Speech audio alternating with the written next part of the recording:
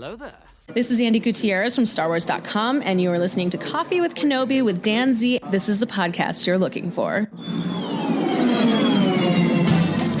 This is James Arnold Taylor, and you're listening to Coffee with Kenobi. I have a good feeling about this. Hello, my friends, and welcome to an incredibly special episode of Coffee with Kenobi. This is one of the most thrilling podcast episodes I've ever had the privilege of being a part of. On today's Coffee with Kenobi special release, I got to speak with Ewan McGregor, Obi-Wan Kenobi himself. Even saying that out loud gives me incredible goosebumps because I get to share it with all of you. An incredible thrill and opportunity. Much more on that later. I also got to speak with Deborah Chow, who is, of course, the director and one of the heads of this incredible series, and Moses Ingram, who plays Reva, the brand new Inquisitor. That's right, this show is something else, and I'm so excited to be able to share it with each and every one of you. I was part of a very small, exclusive roundtable of Star Wars fan sites and podcasts. Besides myself, there's James Burns of Jedi News, Tricia Barr of Fangirl Blog, and from Skytalkers Pod, Charlotte Erriry and Caitlin Plesher. Wow, what a great group. So honored to be a part of these amazing fan sites. So without further ado, let's kick off this incredibly special show. Okay, so first on this incredible experience is Deborah Chow, the director of Obi-Wan Kenobi. All right, thank you. Good to see everybody, and thank you, Deborah, for your time. Absolutely. So question, bringing Obi-Wan to life was no easy task, with several challenges along the way. What was important for you to capture about this iconic character, and how did the journey to the series help prepare you? It definitely was a challenging series, and in large part, obviously, because we're dealing with legacy characters and we're in between two trilogies. So there's quite a responsibility, to the characters and to the canon. And at the same time, obviously, we wanted to tell an original story. So I think, the starting place and the ending place for us was always character. Is that, this was a series about Obi-Wan Kenobi, and I think the limited series format gives us a great opportunity to kind of get deeper and have more time with the character than if we'd done a feature or something. So we were just very excited to try to really get deeper into the character. Hi, Deborah. Very nice to meet you. Following your exemplary work on The Mandalorian, coming to this series where you're working on your own, whereas the work on The Mandalorian is very collaborative. You're working with lots and lots of other different directors and things. So how was that process? It was really different. Mandalorian, I think one of the things that was pretty amazing about that show was that team and was that collaborative effort. And I'd never had that experience. That's very unusual, I think, for directors to get to work so closely with each other. So that was a super cool experience. It was very different, obviously, coming onto Kenobi. But I was so thrilled, and honestly, I was so grateful to be able to do the whole thing, especially because it is one big show and one big story.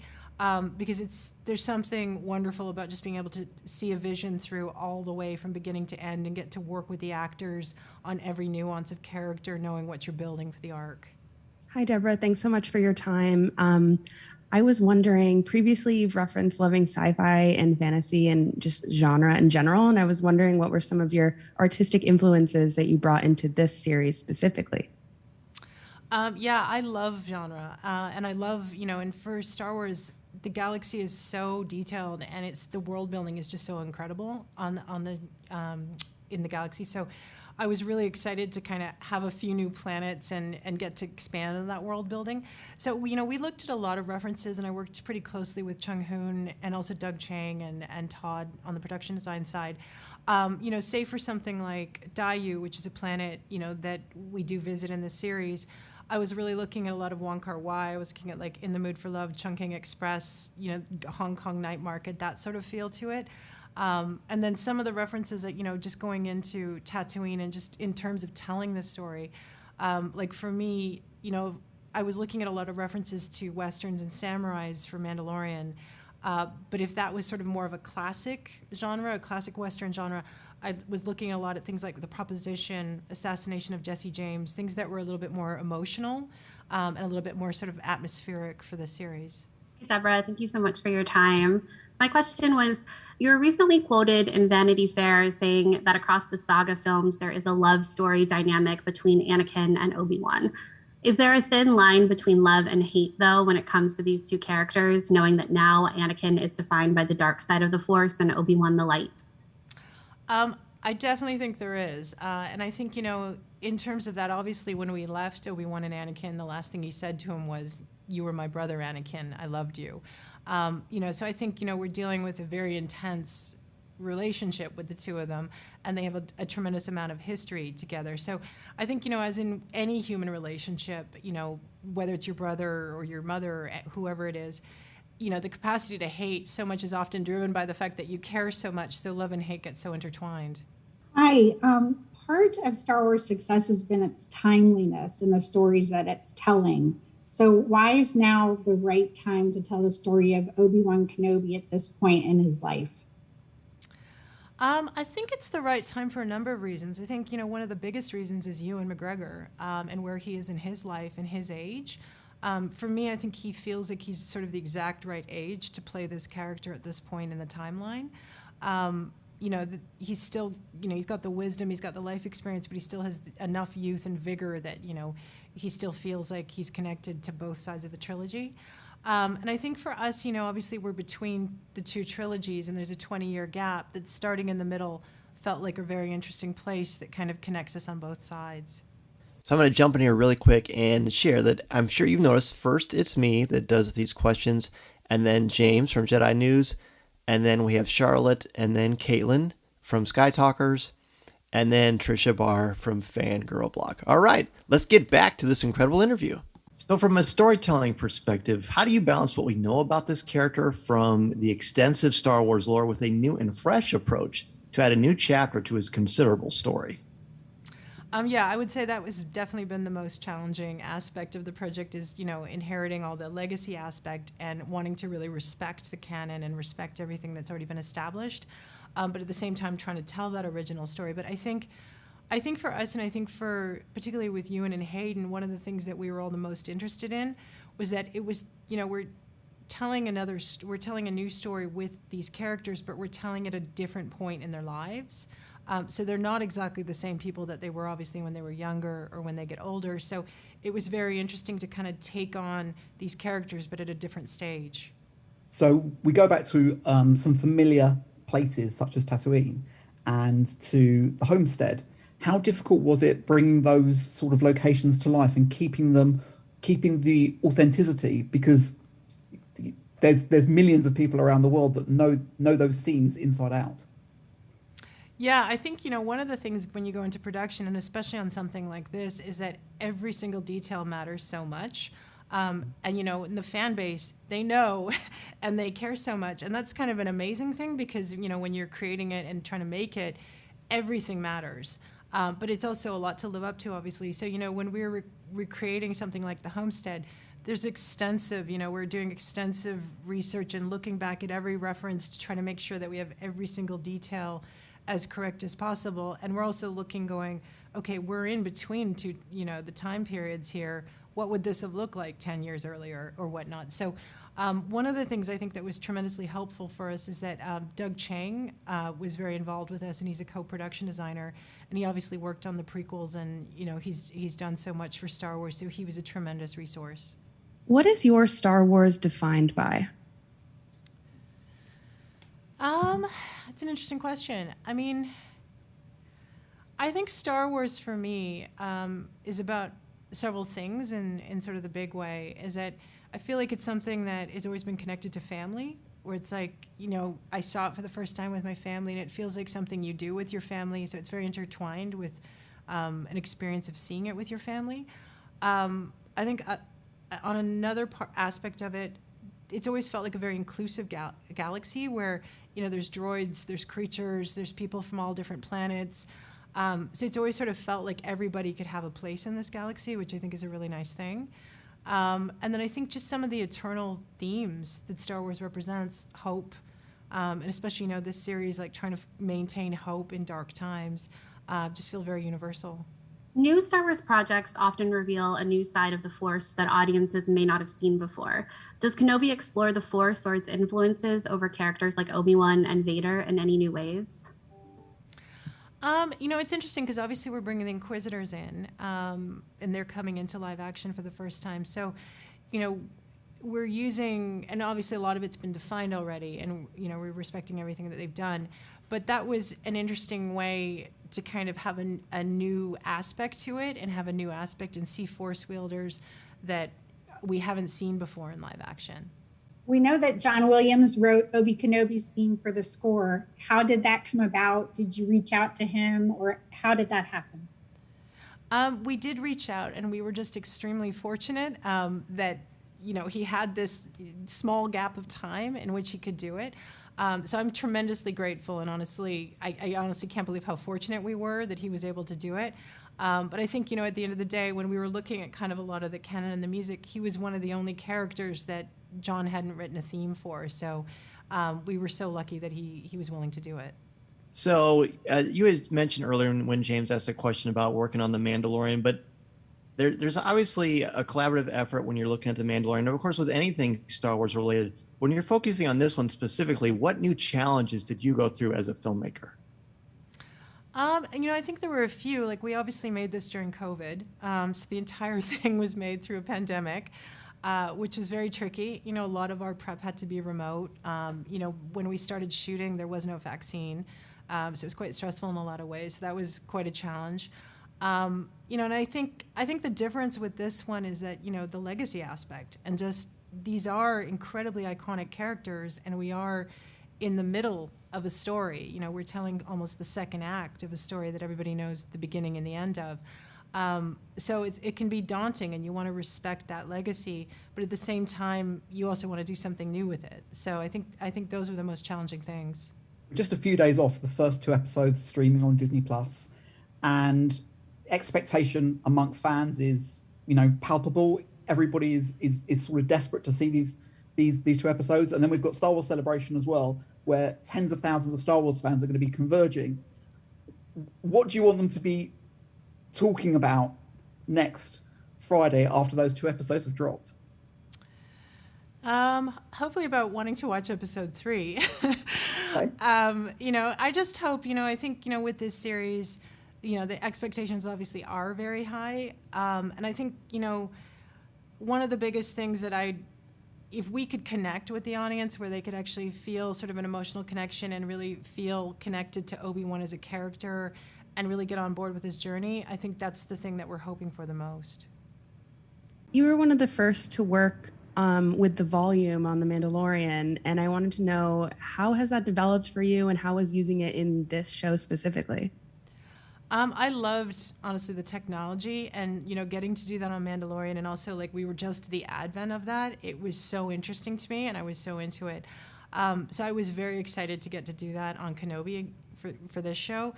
And one of the things that was really interesting is that a few years have passed, obviously, and things that we couldn't do on Mandalorian in first season, we could do by the time I came to Kenobi. So the technology is continually advancing. And the other thing I think for me that was really exciting was getting to actually develop the material, knowing that we're going to shoot it with stagecraft. So, you could already be starting to write the scenes or write the environments or think of the blocking with knowing what you're going to be doing in stagecraft. You mentioned earlier the Inquisitors, and I was wondering if you could talk more about the process of developing characters for the Inquisitors into Kenobi. So we, obviously 2 characters are coming, the Grand Inquisitor and Fifth are coming straight from Rebels and coming with, and then I worked with Dave pretty closely, obviously, on Mandalorian, so Dave was always sort of a touch point, as well as Doug Chang, so I'm fortunate at Lucasfilm that there are these people that you can always go to as a resource, which is great.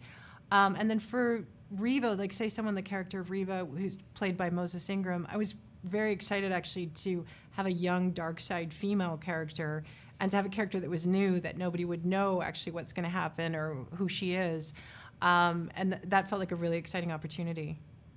Speaking of Moses Ingram, you ended up with your prominent returning characters are white, and you really were able to round out the cast with a lot of actors of color. Could you speak to that? Yeah, I think with this series, because we have so many legacy characters, and there is so much that is established. I felt like it was quite important that the show also have some elements that were original and that were new, whether it be characters or going to a new planet. So for me, I really wanted to kind of have a picture where that you felt that there was a lot of diversity in opinions, in characters, in droids, in everything just represented on screen.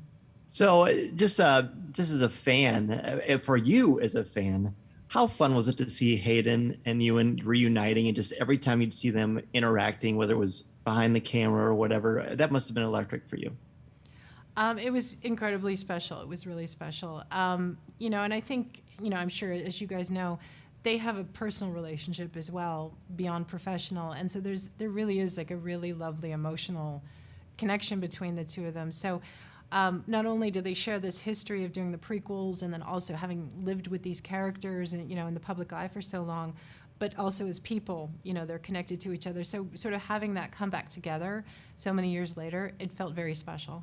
How is it seeing merchandise from characters and things that you've helped develop and create turn out? I mean, how exciting is that for you? It's pretty cool. Whenever you get to see the action figures, like I'm still waiting to see a few of them on this one, but it is very cool, and it's another level. Like, when you're making the show, you're so busy that you're just trying to focus on kind of day by day with it, so you're not thinking about kind of the full picture of it. So it's exciting, actually, kind of going into this new stage of finally being able to take it out into the world. You directed some of the best action sequences in The Mandalorian, and I was wondering, how was directing the action sequences in Obi-Wan Kenobi, and what can we expect? Thank you. And I really actually love doing action, and it's something, that I never expected to, but, as I've kind of gone on with my career, I've really, really come to love it. So I think, one of the biggest differences is obviously we were mostly blasters in Mandalorian. So there was a lot of shootouts. There was a lot of Western shootouts going on. Whereas this one, we're more into Jedis, obviously. So now we're into lightsabers and a range of different sort of weapons. So it was really interesting getting to do action and design action with different weapons and different uses. You mentioned new and old planets that we'll be seeing in the show Kenobi. Can you talk more about developing the aesthetic of a show that does take place between Revenge of the Sith and A New Hope? Developing the aesthetic. Oh, the aesthetic between the two. Yeah, I think, we've shown in the trailer, I think, the planet of Daiyu, and that was a really interesting planet where it's very different, obviously, than something like Tatooine. And that's something for me that I've always loved about Star Wars, is that you get to go to these new planets, you get to meet new characters, see new things. So I was excited about, going to some new planets. So say, for instance, with that planet, we looked, Chung-Hoon and I and Doug and Todd, we looked at a lot of references, and I was thinking a lot about like Wong Kar-wai, obviously, and things like that. And it's exciting getting to kind of develop an aesthetic that remains with the Star Wars vernacular, but also feels like something I haven't seen before. We see in the trailer the shot with young Luke Skywalker, and I'd like to know how, like, as you grew up a fan, what's the emotions of filming something like that? Yeah, I mean, it's not just young Luke Skywalker. It's it was so much of this. It's like, I remember the first day, I walked onto the set of the Lars farm, and you're like, it's so iconic, and you're standing in front of it, and the first thing you're like, it's like, wow, it's a lot smaller than I thought it was going to be. I think because it just looms so large in your head that you think it's going to be this huge thing. So it was strange, and it was also like incredibly exciting, where it's like, you have an emotional relationship to all of these characters in these places. So it can feel very crazy sometimes to actually be directing it. As you would expect, she was insightful and generous with her time. So that was terrific to be able to talk to such an important person who's responsible for the series. And she's just a true visionary and a really insightful, cool person. Up next, speaking of cool people, is Moses Ingram, who plays Reva, the new Inquisitor. She is a lot of fun. Now, the question order for all of us is the exact same as it was for Deborah Chow. Here we go. Well, it's wonderful to speak with you. Thank you so much. Question for you. So, how do the Inquisitors from Star Wars Rebels and the lore of Star Wars influence your performance? Well, actually, it was really important for me to get to know it on its own outside of what was written. So yeah, mainly for me, my prep was really with the prequels and like the timeline that we were in and trying to figure out everything that I could about the space that we were about to attack. We are really excited about your character and can't wait to see you on screen. Did you do a lot of research in terms of going back to the animated series to see how the Inquisitors were portrayed there? No. I really just focused on the prequels in terms of, getting cozy in the timeline with where we were. What motivates Reva, and what is pushing her on her journey to Obi-Wan?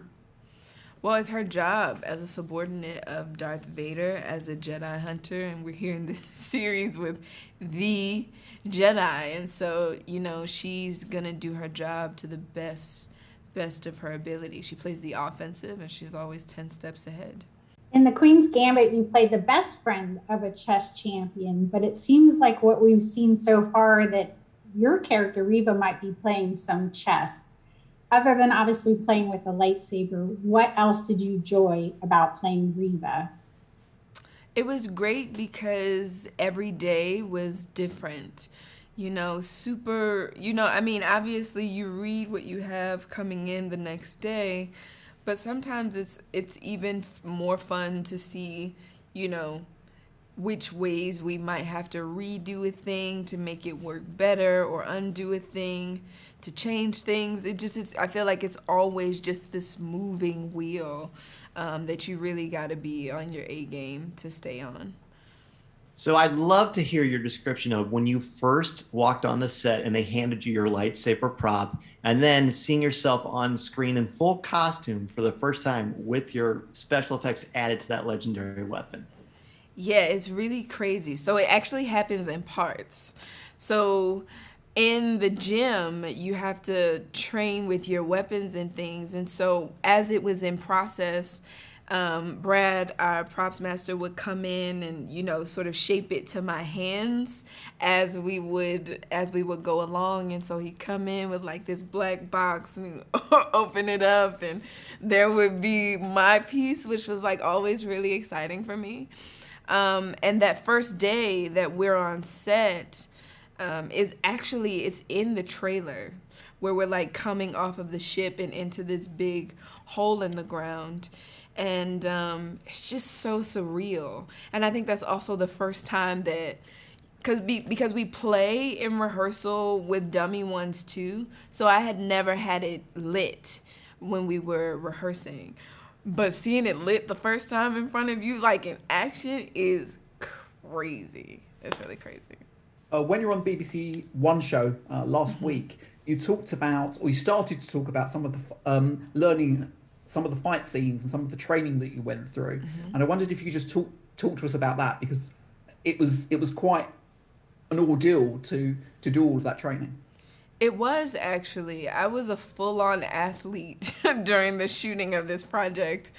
And, 5 days a week of your regular, like, running and strength training, and then Jedi school on top of that, which is, like, a lot of core strength, and then implementing all of the training and agility with your stunt training. But it was also, even though it was intense, it was really fun because I'd be in the room with Ewan, or Hayden would be in the room, and we'd be on different sides of the room. But you just get inspired by how hard people are working. You want to rise to the occasion. And so it was hard, but certainly worth it. I was wondering if you could talk about the costume of Reva. What was it like putting it on? How did you feel in it? That was also another really surreal moment. I actually got a little misty putting it on. I felt like the little kid in me was just elated to be in this really slick suit. Our costume designer, Sudarat, did an amazing job building this costume that does a lot of the work for you. You step into it and it doesn't allow you to slouch. It just holds you up and holds you together. And it's very grand and surreal, sick, yeah. You're coming into a show where two of the actors have a long relationship. together, and in Star Wars in particular. What did you learn from Ewan and Hayden on this show? You know, they really do lead by example. So many people love them and have personal memories with them that they don't even know about, and they're so gracious every time. I think on this press tour, that's one of the things that's been really rewarding for me to see is people seeing Ewan and Hayden together on the street and just stopping in their tracks, sometimes crying, laughing themselves to tears even. It brings a lot of people a lot of joy, and I think that's probably been the best part from the outside. And so now you're going to get that kind of reactions when you're out. So I would love to know, what do your family and friends think about you being a part of this huge galaxy? It's funny because so when the initial announcement came out, there was, of course, excitement and joy. Oh, my God, you're going to be in Star Wars. And as we started the press tour, I've actually had more friends be like, I didn't know you were in Star Wars. I thought you were just, like, in it. I didn't realize you were, like, in it. I'm like, yeah, I'm actually in it. So that's really funny. So it's like another wave of excitement now that they're like, I mean, I thought, you'd be there for like a couple seconds, but, yeah. I think it's amazing to hear those reactions and things. Yeah. What was your grounding in Star Wars? What did you know about Star Wars before you came into this project? Were you a fan? Well, I knew, in pop culture, it's like Darth Vader is the villain and Obi-Wan is like the archetypal hero. And then, of course, I had a lightsaber like most kids do. And, I think I was more blessed, though, to discover Star Wars via being cast than to have seen the movies when I was a kid coming up. Because now it's tied to so many personal memories and moments for me and people for me in a way that I appreciate more. I think in some ways it would have been harder having loved Star Wars so much at the top, to like focus and like work without pressure at the beginning. You know what I mean? So, yeah. What 3 words would you use to describe Reva? I'm gonna try to use 3 I haven't used yet. Deadly. Ooh, part of me wants to say Slytherin, but maybe that's not a good one. But I'll say deadly and offensive and present. I read that you had some input into the design of Reva's hair. Could you talk a little bit about that? Well, yeah, the original hair design, it was just something that my hair doesn't do on its own. It would have taken a lot of work to make my hair do what we wanted originally. And Deborah Chow, our director, bless her, was really welcoming in having me be a part of the process of developing who Reva would be. And so it was really important for me that when kids with hair like mine, potentially want to be me for Halloween, they can wear their own hair and not have to don a wig because I donned a wig. You know what I mean? So that was really important to me. That's how we ended up with the braids. For the physicality of this role, more specifically, of course, the fight sequences and the lightsaber training, how challenging was that? I must admit, it's one thing to play when you're a kid, like we've all done, but when you're doing it and you're going to face off against Ewan McGregor and Hayden, and you've got that going for you, what was that like? It's tough. You know what I mean? That first day in particular, Ewan and I were in training, and he picks up the lightsaber, and of course he's been doing this for years, and so he's just whipping it and twirling it like it's not anything, and I'm having trouble just keeping it in my hand for certain simple twirls, you know what I mean? And then there are the other things, different details of why my character can't spin it a certain way, and so even though something might be easier, it's like storyline wise too, there are things that you have to consider in learning the lightsaber as well. And so if at first you don't succeed, try and try again. But once you get it, you feel really confident at it, or I did at least. How was it working on the volume using the stagecraft technology? Because I'm assuming that you'd never experienced that way of working before. No, I hadn't. The scale of this project is definitely something I'd never experienced. It's funny listening in comparison to Ewan and Hayden talk about it. You know, we'll be on set and they'll be like, wow, this is really something. We were acting with tennis balls and blue screens, and this is just, it's different for you, Moses, you know, which I'm really grateful for. I didn't have to do much pretending. You step into the volume and it really is hyper realistic. So wherever the machine shows you are, you feel like you are in that place, and they make the floors match as well. It's pretty crazy. So what was it like to be on the dark side team with Darth Vader himself? Pretty sick. Yeah. I mean, like I said, like he's the villain. Even when we were doing our Vanity Fair shoot, standing next to, you know, Vader is like large, very large, you know what I mean? And so it's pretty crazy. Pretty surreal is the best word. Yeah, surreal. When you think about this character and the impact that she's going to have, what do you hope people take away from Reva?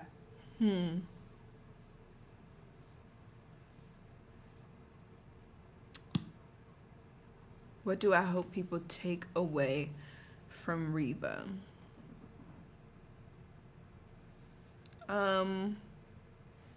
You know, I mean, I hope they enjoy the overall story, I guess, you know, and how it all plays together as a unit.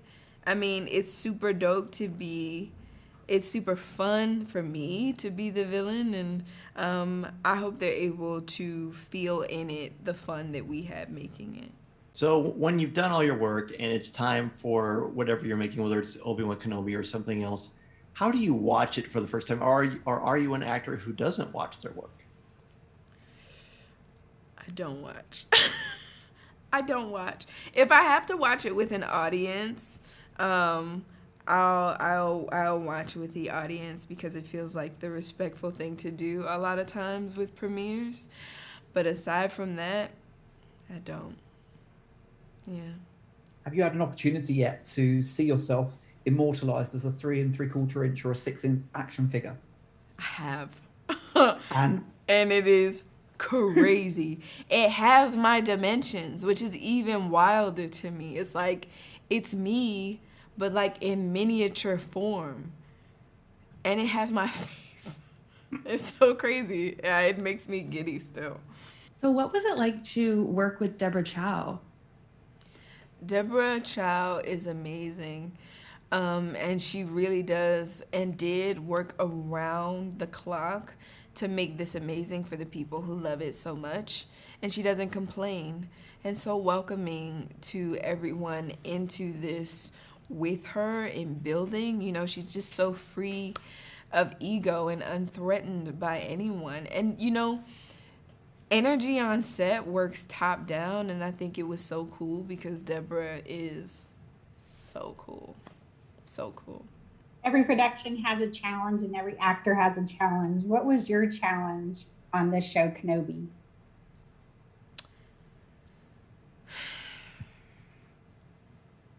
If I had to call something challenging, I would say it would have to be the level of athleticism that was required for this.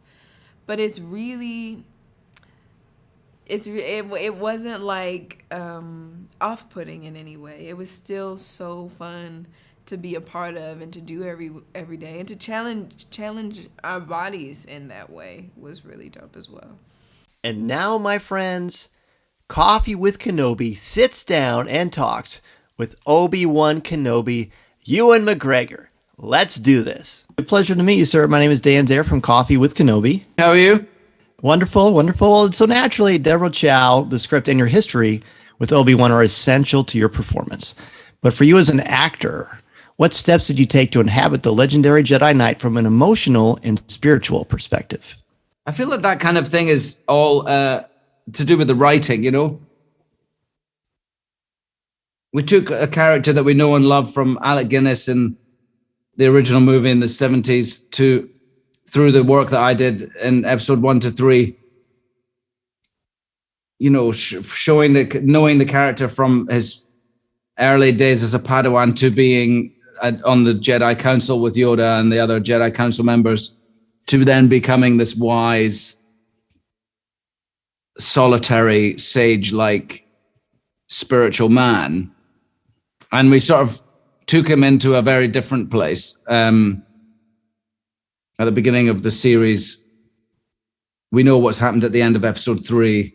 He's lost all of his friends, and those who weren't killed in Order 66 are in hiding in the far corners of the galaxy, and they're not able to communicate with one another. So we took him to sort of he's also crushed with the guilt that he feels about losing Anakin to the dark side. And so we took him to a very dark, broken place, a man who's lost his faith, I guess it's true to say. I don't know how you do that. Like, I don't think about it. I don't analyze I don't have a method to do that, but I just did that. I don't know. I don't question it too much, acting. I don't have a method to it other than putting myself in the person's shoes that I understand and trying to find the truth of any given moment. And that's what we did with me and Deborah and the rest of the crew. My question is, since Revenge of the Sith, you've done 35, 40 films, and why now? Why this particular moment to come back to this iconic character? I think it's a combination of lots of things. I don't think it would have happened had I not had a sense of the fondness that there is for the prequels with the generation of people we made them for. You know, the people who were young people when they came out. The noise that we had, the sort of feedback that we had when they came out was that they weren't not liked. And that's because we could only really hear the critics.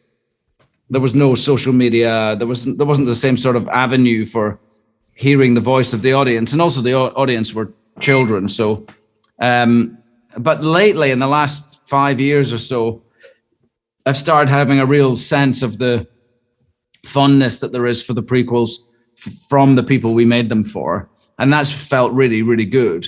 And I also could, at the same time, could feel this huge desire for as there were spin-off movies being made about Han Solo and other characters, I could feel that there was a real desire to have an Obi-Wan Kenobi spin-off, whatever it be, a movie or in this case, a TV series. So I think the combination of those two things happening at the same time lead us to be where we are right now. Hey, Ewan, my name is Caitlin Plesher from Skytalkers Podcast. Firstly, as someone from the prequel generation, thank you so much. We're so excited to see Obi-Wan back again. Oh, cool. Great. Good. Thank you. My first question was, you just spoke about how Obi-Wan is a broken man at the start of the show and has lost his faith and is at his lowest point. At the point when we meet him in the show, what does Obi-Wan believe in? Does he still have hope for the future? I think it's difficult to say exactly. And in a way, you'll have to be the judge of that. Because for me, playing him, I felt different things about it at different times. The one thing I can tell you is that he has one responsibility left to his old life as a Jedi, and that is looking over Luke Skywalker. And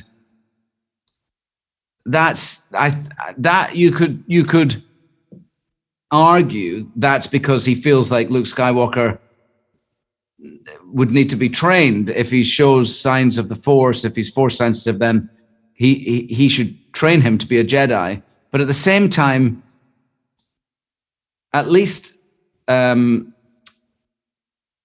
cerebrally, I guess, he feels like the Jedi Order is over. So there's a sort of contradiction there. And I don't know exactly how it's going to feel.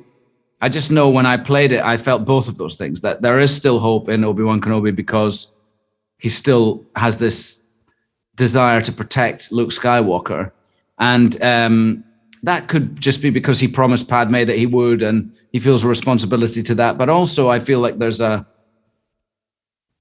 sense in some of the dialogue with Owen that Owen certainly feels it's because Obi-Wan wants to train Luke Skywalker. And so we'll see. You'll have to see. I've already given away too much. Hi, I'm Tricia Barr from Fangirl Blog. Again, loved the prequel trilogy, so thank you. We're expressing our gratitude. You said in recent interviews that you had trouble getting the Obi-Wan voice coming back to it. So what is the difference between Obi-Wan Kenobi's voice and Ewan McGregor's voice?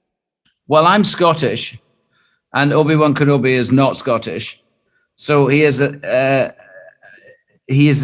English voice, and but more than that, he's Alec Guinness's voice, you know. And I never tried to do like an impersonation of Alec Guinness, but I always wanted it to sound like that I become him, you know, that in the years to come, I am Alec Guinness, because that was my job in the prequels, was to be the young Alec Guinness. So there's a certain kind of phrasing and a sound to rhythms and a sound to the way he delivers his lines in A New Hope that I always try and sort of nod my hat at, or tip my hat at or something.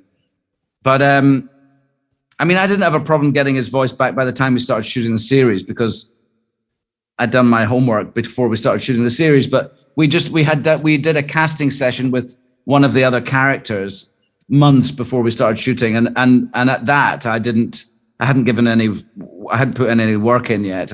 I had to go away and remind myself.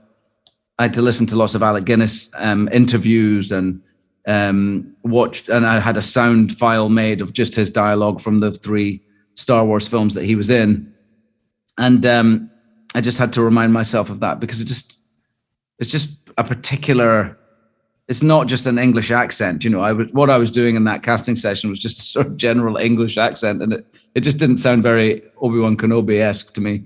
Thank you. I still think it's surreal that Coffee with Kenobi's talking to Obi-Wan Kenobi. Love that. So you talked about getting back with your voice and doing the research, because that's your pro. That's what you do. But physically, getting back into Jedi training shape, you're in good shape already. But wielding a lightsaber is not an everyday occurrence. At least well, for my 8-year-old it is, but not for me. So what was that like to get back athletically into lightsaber shape? Well, we did a lot of fight training with Jojo, a brilliant fight coordinator. Part of that was like lightsaber drills, because I was working with Moses, and but Obi-Wan isn't using the Force at the beginning of the series, so he's also not using his lightsaber, and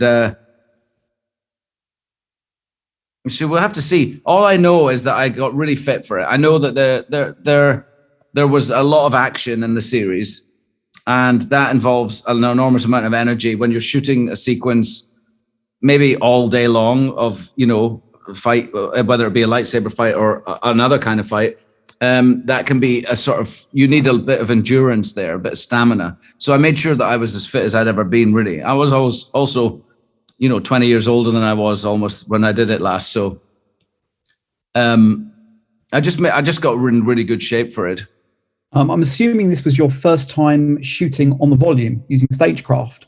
So can you explain a little bit how different that was to filming the prequels, which was obviously a lot of green screen and blue screen, and here you're completely immersed in your environment? Yeah, it was very different. I mean, it's exactly as you described. You've sort of answered your own question. We weren't in front of blue screens and green screens. We were surrounded by the actual environment that we were supposed to be in. And the technology is unbelievable, and it's really a game changer for us. It's you know, in episode 2, I spent weeks walking around in front of a blue curtain, acting to a tennis ball on a stick when I was with those alien people who were making the clone armies. I mean, I just was on my own in a blue set for days and days and days, speaking into thin air. So it's a hard it's hard to do that in the new stagecraft set, the volume. You know, you can look anywhere, up, round, anywhere. You see the desert. If you're in the desert, you see the desert going off into the distance. You know, they can put digital extras into the background. They can have spacecraft land. You can see them come in and land. You know, it's like being there, and that makes it's just like night and day. I mean, I understand why it happened. Like George Lucas was at the forefront of a new technology. He was pioneering digital cameras, and he was pioneering visual effects, the creation of ILM, and the way that we make visual effects nowadays was at the forefront. He was at the forefront of that then, and so of course, as somebody who is doing that work, he's going to want to exercise that technology as much as he can, and that was his right to do so. And it also gave the prequels their look, and you know, he was able to sort of world build in a way, the only way that we could then. And but for us, that meant more and more blue screen and less and less sets. And it's just unfortunate for the actors, because it's not an easy way to work. But I get it totally. Hi, Ewan. I'm Charlotte Erriry from Skytalkers. Hi. I wanted to ask you, what was it like working with Deborah Chow and seeing her vision for Star Wars, and how does that compare to working with George Lucas? Well, you don't compare directors. I wouldn't. I mean, they're so different from one another anyway. Every director you work with on a new piece of work is a totally unique experience. And directors' work is so much about personality and taste, and the artistry of the director is very, very difficult to put your finger on. So you don't really compare them. George, like I said, George was working as a director, but he produced a series. He created the world that we worked in, and he was at the forefront of ILM and digital cameras, and the creation of his Dolby sound. I mean, he was doing an enormous of many things, and also he was our director for those first 3 films, you know, and he made the films he wanted to make. He took them in a different direction from the original movies of the 70s, because he felt like he wanted to make them in a different way, tell slightly different story. And then with this, Deborah came on board, and she worked so well with the writers, but she took the writing in all different directions, so we really honed in on the story that we wanted to tell. But she's a brilliant director on set. You could see that the crew work really like raised to their A game for her. And she's a very quiet, powerful director. She's very good with the actors. She was very good, you know, with younger actors. She was amazing in terms of getting performances out of them. And she worked really well with all the heads of department. And there's a lot of people involved, you know. And the planning that goes into shooting something on the volume, you can't just... The volume has to be like loaded. Every background has to be loaded onto that. It takes a long time. You can't just, you know, switch it around like a flick of a switch. So the planning that had to go into what we shot on the volume, what we shot on location, what was going to, you know, was really intricate. And she did an amazing job at that. And we finished on the day we were supposed to finish. There was we never shot on the weekends. We finished work at a reasonable hour. It was really a proficient job all round. But mainly, I would say that her strength is that she has her vision, and her vision goes through every episode of this. And I'd be happy to work with her again on anything. Obviously, we saw Obi-Wan in films, but this story is told in a television series. What's the advantage of doing this story in that format? I think it lends itself to the sort of episodic nature, although we are telling us one narrative. Like it's episodic in the way The Mandalorian is a bit more, each episode is a little bit more standalone in The Mandalorian, although there is a driving story from the first to the last episode. Ours is I feel like it's like a long movie, which is broken into the episodes in the appropriate places. It felt like we made a long movie. That's all. It just didn't feel any different to me. We certainly, this new technology I haven't worked on before anyway, so it's not like I've got anything to compare it to, but it felt to me like we approached it as a movie, like one story, and we shot it that way. And the technology helped us to do that.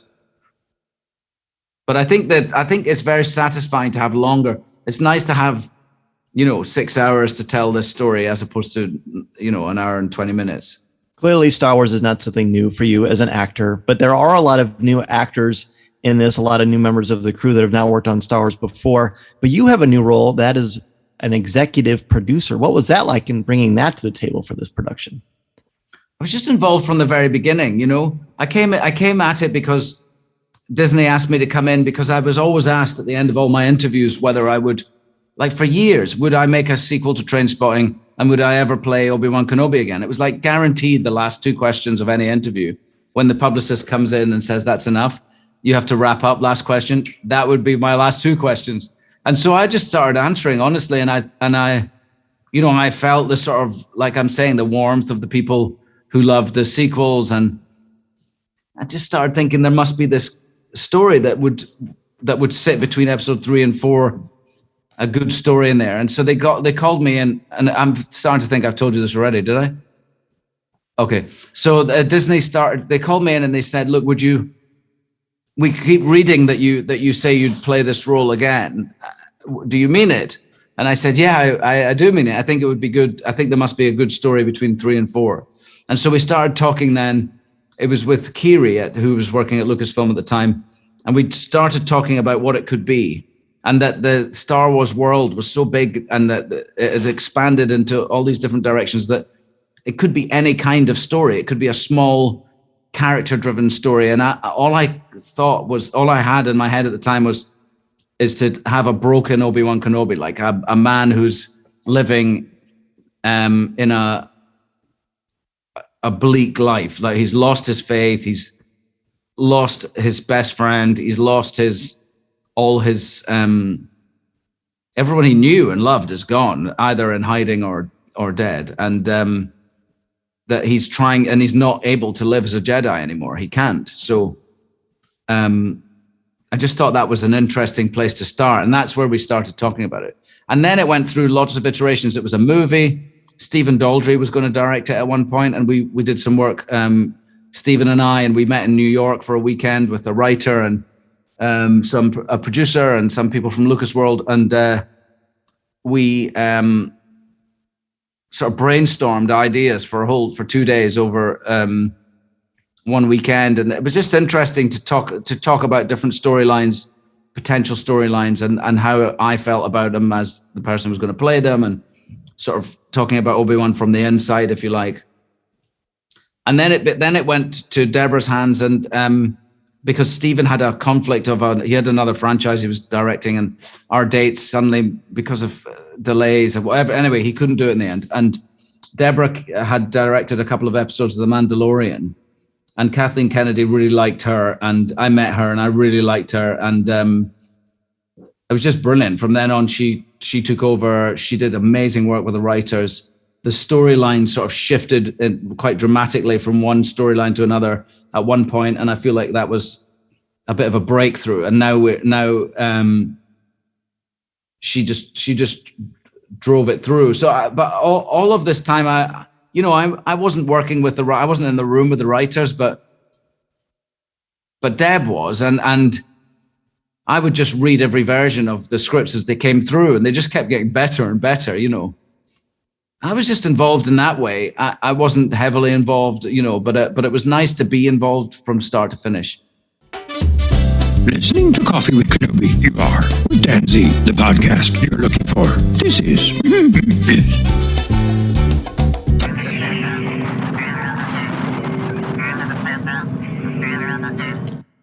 there you have it. My goodness. Obi-Wan Kenobi, Ewan McGregor, Deborah Chow, and Moses Ingram on Coffee with Kenobi. What an incredible thrill. Look, I've been very blessed, very fortunate to do a lot of cool things with Coffee with Kenobi and Dan Z Media. But this is up there as one of the most special things I've ever been a part of. I don't think I've ever been as nervous for an interview talking on the show since I talked to James Arnold Taylor the very first time that I talked to him. So that was spectacular. And guess what, everybody? There is more to come. That's right. There's going to be more to come. Stay tuned. I want to thank my peers, James Burns, Tricia Barr, and Charlotte and Caitlin from Skytalkers Podcast. What a thrill to be able to do this with each of them. Thank you so much for joining me. See, I'm tongue-tied because I can't even listening to it now. It just blows me away. Thank you so much for joining us on this incredibly special episode of Coffee with Kenobi. So much more to come. Enjoy the rest of your week and weekend, and I will see you very, very soon with more Obi-Wan Kenobi coverage, as well as Star Wars Celebration. Thanks again, everybody, and remember, this is a podcast you're looking for. Oh, by the way, I should probably say, hey, thank you to Deborah, Moses, and Ewan McGregor for joining me on Coffee with Kenobi. This podcast is not endorsed by the Walt Disney Company or Lucasfilm Limited. It is intended for entertainment and informational purposes only. The official Star Wars website can be found at www.starwars.com. Star Wars, all names, sounds, and any other Star Wars related items are registered trademarks and or copyrights of Disney and their respective trademark and copyright holders. All original content of this podcast is the intellectual property of Coffee with Kenobi unless otherwise indicated. This is the podcast you're looking for. There's no one here. Move along. Move along.